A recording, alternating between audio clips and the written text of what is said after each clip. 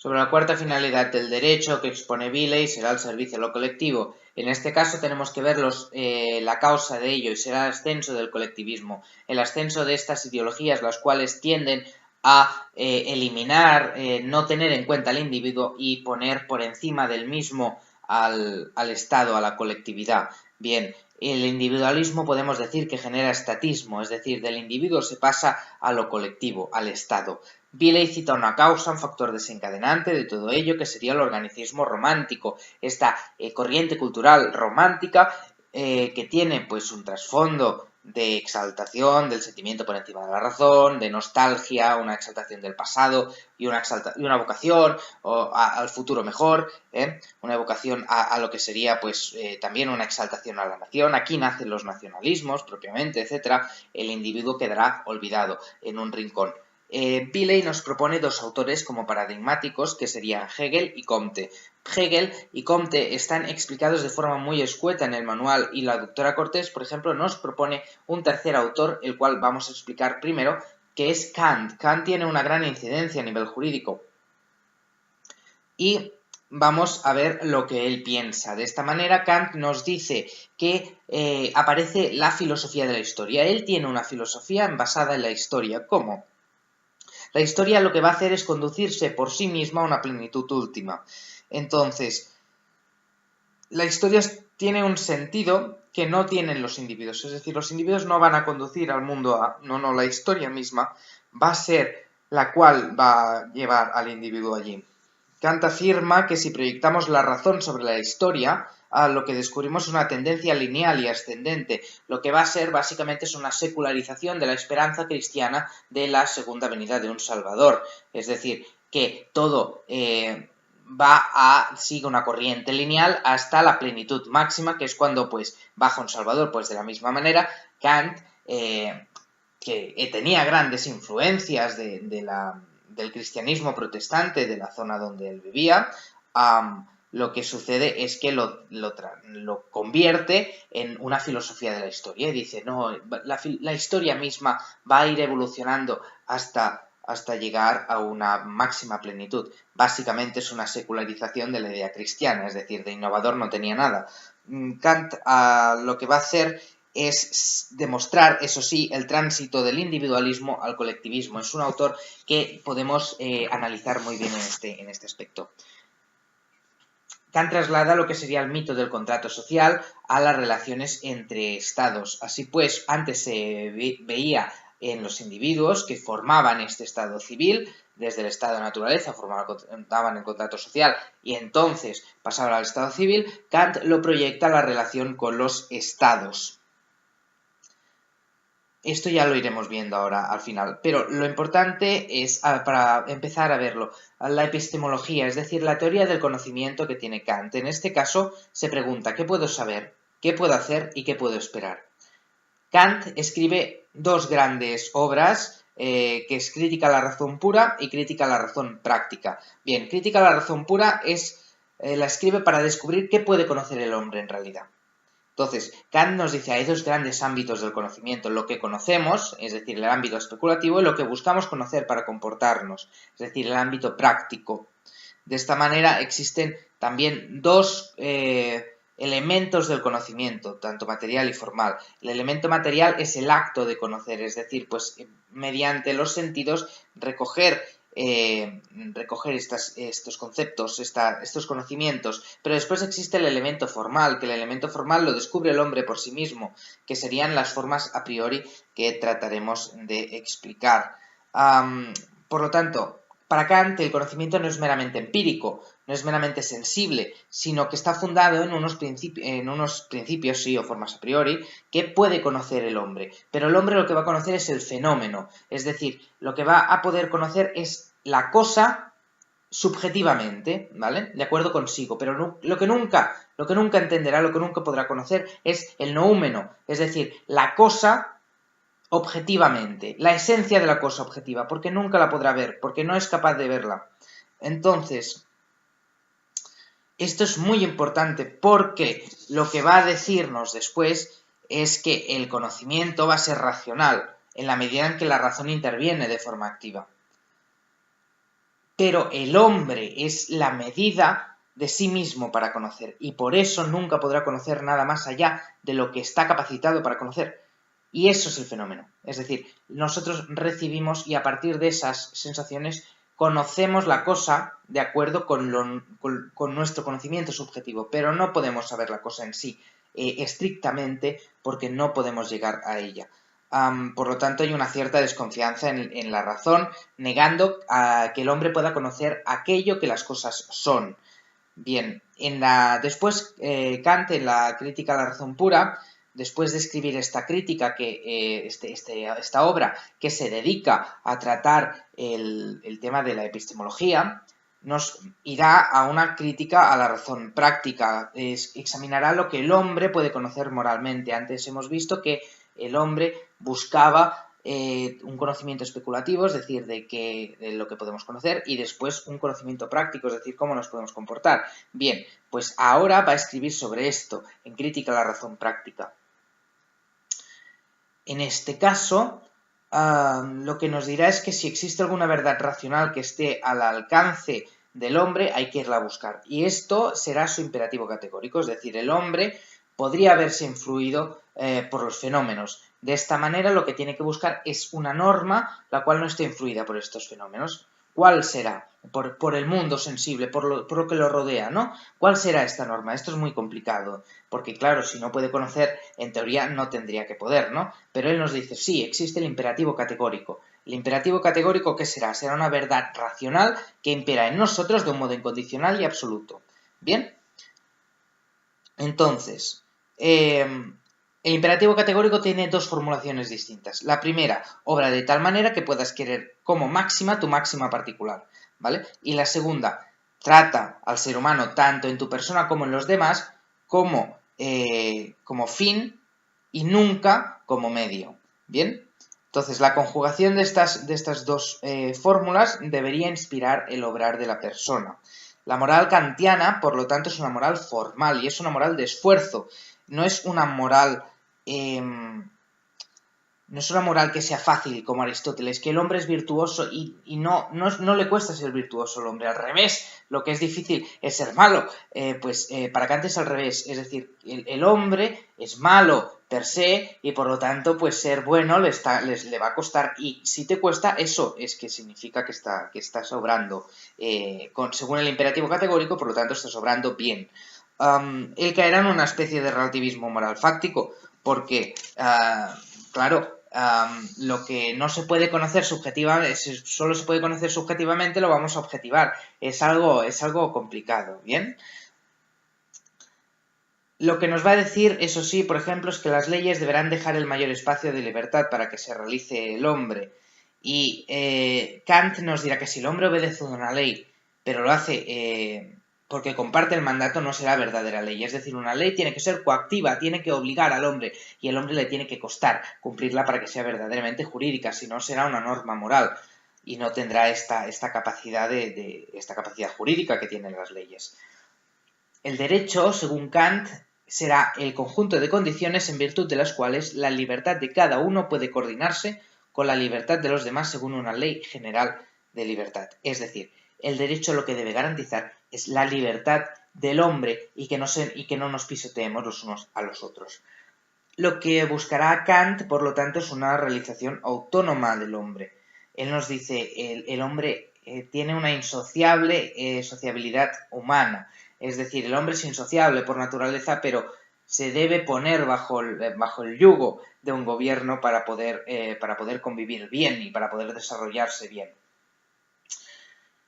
Claro que lo que va a esperar él es que su imperativo categórico se dé en el conjunto y por lo tanto pues todos vivamos en paz, felicidad, etcétera, etcétera. Lo que sucede es que estas expectativas no se pueden esperar de las personas porque las personas son malas, pero no malas en el sentido jovesiano de la palabra, sino que no son capaces de lograrlo en el sentido más protestante del término. Entonces, lo que espera es que estas expectativas se realicen en la historia. ¿Bien? Por lo tanto, ¿qué supone? Que el hombre busca culminar su proyecto moral a partir de la emancipación del individuo en la humanidad. Es decir, el ser humano es cortico, ¿vale? Como cortico que es, lo que hay que hacer es pues pasar al siguiente nivel, a la colectividad, ¿eh? Entonces, la humanidad en tanto que especie, porque la historia se conduce hacia ese estado final, y como especie sí que podemos lograrlo. Si nos centramos en actos singulares no encontramos ninguna conexión, pero si nos centramos en el conjunto de especie, pues sí que vamos avanzando, ¿bien? Esto es lo que él ve. Es una secularización de la historia, vuelvo a repetir. Todo esto lo podemos encontrar en Ideas para una historia universal en clave cosmopolita. Invito a leerla y, bueno, a hacer los comentarios que sean oportunos sobre la misma. Sobre la paz perpetua, Kant lo que busca es lograr este estado de paz en la sociedad, y lo que va a escribir es una obra, La paz perpetua, y dirá que claro, el hombre es enemistoso por naturaleza y la condición del hombre es de pegarse palos, es de guerra. Entonces, dice, los tratados de paz son necesarios, pero no son suficientes. ¿Por qué? Porque los tratados de paz nos llevan a un armisticio, ¿bien? A cesar las hostilidades, pero siempre sucederán nuevas formas de hostilidad que podrán pasar. Por lo tanto, tenemos que evitar literalmente este tipo de hostilidades. ¿Cómo? Pues entonces, claro, la propia historia se impondrá, nos dice, pero sí que nos va diciendo, por ejemplo, los estados son asignados como sujetos morales, son personas que deben, pues, pactar, deben acordar, no sé qué, ¿no? Y para salir de una situación de guerra, pues evidentemente no habría que tener ejércitos, es antibelicista totalmente, algo pues bastante absurdo, no se puede no tener un ejército, es una cosa muy, muy lógica. Cuando todo el mundo tiene ejército, tú tienes que tener ejército, ¿vale? Claro, es algo muy, muy utópico, ¿eh? Es muy utópico. Después, no deben contraer deuda los estados para su política exterior, porque entonces pues generamos enemistades. Ningún estado debe inmiscuirse en por la fuerza en el gobierno de otro estado. Y en caso de guerra, pues hay que evitar hostilidades que imposibiliten la confianza en la paz perpetua. Bien, el derecho de gentes, nos dirá, debe ser superado. Ahora explicaremos qué significa esto. Porque el derecho de gentes se basaba en la buena voluntad de los gobernantes y no era coactivo. Entonces nos dirá, bueno, pues vamos a hacer un derecho de gentes que sea coactivo de verdad. El estado de paz perpetua, que dice que se va a dar, se dará por leyes inmanentes y porque los hombres deben colaborar con el curso de la propia historia. Si no colaboran, la historia les hará colaborar. Es una visión de la historia despótica que va a hacer lo que les salga de los cataplines, no les va a esperar, ¿vale? La paz entre los hombres que viven juntos no es un estado de naturaleza. Si los hombres viven juntos pero no se han dado mutuas seguridades, no habrá paz. Bien, es decir, no es una paz perpetua que se dé en un estado de naturaleza, porque el hombre tiene que dar las condiciones para que exista esta paz. De este concepto de paz nos salen tres condiciones distintas. Primeramente, la constitución en una república. El Estado se tiene que constituir en una república. ¿Por qué? Porque la democracia directa es despótica. Porque la democracia directa decide de un modo irracional. Bien, el pueblo decide de modo irracional. De esta manera, la voluntad del pueblo no necesariamente es la de todos. Así pues, lo que va a decir es que lo opuesto al despotismo, lo opuesto a esta democracia directa, va a ser la república, una democracia representativa. Democracia entre comillas, no es una democracia griega, es una república. La respública, como Platón, por ejemplo, la definía.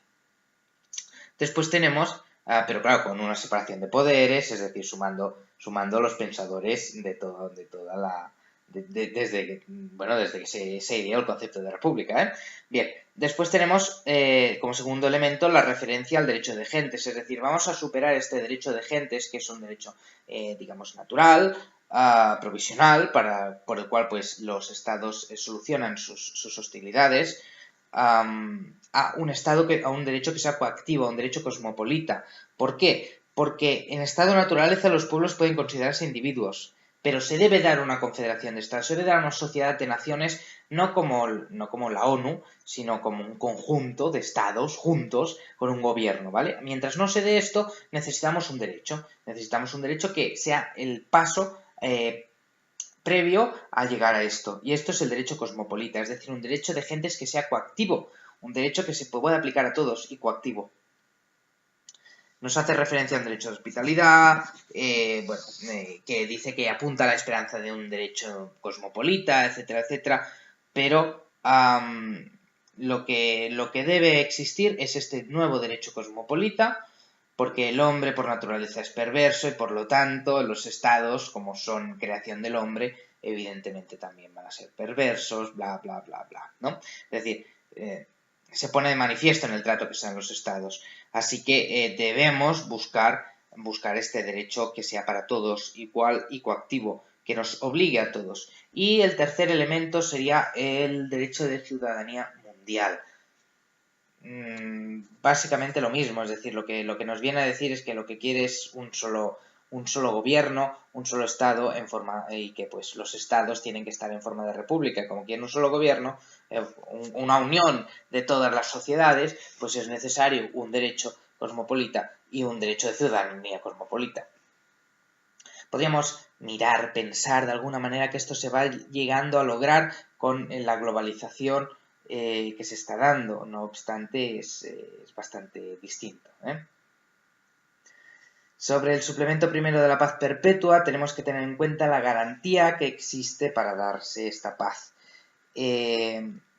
Lo que nos va a decir es que la naturaleza va a ser la cual llegue a esta paz perpetua, pero la naturaleza en cuanto especie humana, conjunto de especie humana, no en cuanto razón, no en cuanto naturaleza hobbesiana, no. Porque no espera ni progreso moral de los individuos ni de los estados, sino de la naturaleza que se desarrolla en la historia. Es decir, ¿por qué? Porque la naturaleza, la especie humana, se dirige hacia esta autorrealización del hombre. Una forma que la naturaleza ha tenido de dispersar a los hombres va a ser la guerra. La guerra, esta que hemos comentado anteriormente. Y esta guerra, en esta guerra misma, además de dispersarlos, también los ha unido con los pactos, con condiciones, etc. Nos dirá que la naturaleza es despótica, es decir, los hombres no la pueden contradecir, va a hacer lo que le dé la gana, va a llegar a este estado, a este estadio último de paz perpetua, de autorrealización plena de la especie. A esta filosofía final de la historia, ¿no? La guerra nos dirá que es ingénita al hombre, es propia de él, considerada como algo noble y que tiene que suceder y que sucede. Bien, la naturaleza se sirve del conflicto para someter a los hombres al derecho. Y el hombre lo que va a suceder es que acabará viviendo libremente por coacción de la naturaleza. Entonces, existen, nos vuelve a decir, dejando intacta la libertad a través de 3 relaciones de derecho público. Las 3 relaciones que hemos visto, es decir, la Constitución republicana, para que logre las exigencias del hombre, que es difícil de conservar porque el hombre es malo, el hombre está tarado, digámoslo así, ¿bien? Tiene tendencias egoístas, esta es la palabra, tendencias egoístas. Es imposible que vivan una república perfecta, pero bueno, él espera que de la naturaleza, de este avance que va a hacer sin un control, sino que lo va a hacer porque toca hacerlo, bueno, pues llegará a esta forma de república mínimamente pues, viable para que los hombres se gobiernen. Después, ello implicará que queda obligado el hombre a ser un buen ciudadano a partir de esta Constitución republicana. Después tenemos el derecho de gentes, que sería, como hemos visto, ¿no? Anteriormente, el derecho de gentes, que será un derecho que deberá ir modificando e ir cambiando hasta llegar a este derecho de ciudadanía, derecho, como lo hemos dicho, disculpad, un derecho cosmopolita, pero bueno, lo que también nos va a decir, por ejemplo, es que hay 2 medios para dividir el hombre, la guerra, la lengua y la religión, etcétera, etcétera, aunque yo discrepo de ello, es decir, por ejemplo, la religión no ha dividido, al contrario, muchas veces ha unido, es decir, la cristiandad, la UMA islámica, por ejemplo, son conceptos religiosos que unen a distintos pueblos bajo un mismo Dios. La diferencia, evidentemente, pues claro, si son 2 religiones, pues ya están, digamos, en choque o no, y pueden convivir, depende de cada momento, ¿no? y depende de las personas. En este caso, él nos dirá que con el aumento de la cultura se conduce a una inteligencia de paz. Y bien, el tercer elemento, hemos visto la República, el cambio de derecho de gentes, que no es coactivo, a un derecho cosmopolita, y también, pues, el tercero, el derecho de ciudadanía, que no los protege contra la agresión, pero la mutua convivencia y el derecho los aproxima y une a los hombres. Bien, nos dirá también que la unión última de los pueblos vendrá por naturaleza y por espíritu comercial. Bien, el derecho de gentes, como hemos dicho, bueno, ya está, son repeticiones, él nos va repitiendo los elementos. Sí. Bien, y pasamos ahora a lo que sería Hegel y Comte. Va a ser una brevísima explicación de Hegel y una muchísimo más breve, 2 líneas de Comte. Hegel es el teórico del Estado como espíritu absoluto. Bien, es contemporáneo a Kant, aunque Kant ya era influyente cuando Hegel pues empieza a escribir, ¿no? Empieza a formarse. Hegel huye del nominalismo, está en las antípodas, y lo que nos va a decir es que solo tiene expectativas de ser considerado el ser universal, es decir, lo universal, lo concreto, él no lo va a considerar. Entonces, él nos dice que propone una unidad radical de todo, es decir, también de la realidad. Identifica el pensamiento, que es universal, con el ser. La idea es el ser, ¿bien? Por lo tanto, lo real será lo objetivo. Lo que plasma es una identidad entre el ser, que es pensamiento, y lo real, que es lo objetivo. Bien, esta unión es uno de los pilares fundamentales de su dialéctica, que ahora veremos. Entonces, la unidad entre el concepto y lo racional será la idea. Y la idea es la razón que se expresa y se realiza en la historia, en el curso de la historia, en este devenir de la historia. La filosofía hegeliana es denominada un panteísmo idealista porque la idea no es estática, sino dinámica, es decir, la idea se mueve, cambia y además hace avanzar al mundo, a la historia. ¿Bien? Cabe que nos planteemos ese dinamismo, es decir, la realidad se expresa sobre todo en una razón ordenadora de las cosas. La idea es el proceso de la dialéctica provoca una razón ordenadora de las cosas. Lo que se expresa, por lo tanto, como ser y razón, se despliega como unas leyes inmanentes, es decir, la idea, que es un objeto, digamos, racional y es un concepto, esto que llamamos idea, se expresa en la historia y despliega pues unas leyes inmanentes, un avance, ¿vale?, en ella. La dialéctica lo que va a ser es, realmente es el punto más débil de Hegel, y lo que va a ser es una lucha entre los pensamientos dinámicos y contradictorios a la vez. ¿Bien?